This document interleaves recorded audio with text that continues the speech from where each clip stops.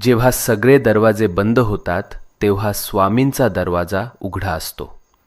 ही वेळ तुझी शिक्षा नाही, ही वेळ तुझी परीक्षा आहे. आणि परीक्षा जितकी मोठी तितकंच फळही मोठं मिळतं. तू रडलेला प्रत्येक अश्रू, तू केलेली प्रत्येक प्रार्थना आणि तू सहन केलेली प्रत्येक वेदना स्वामींनी पाहिली आहे, स्वामींनी ऐकलं आहे.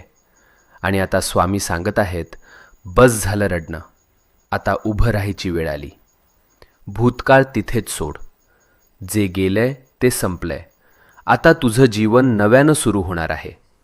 नवीन संधी, नवीन आनंद, नवीन यश, सगळं तुझ्या दाराशी उभं आहे.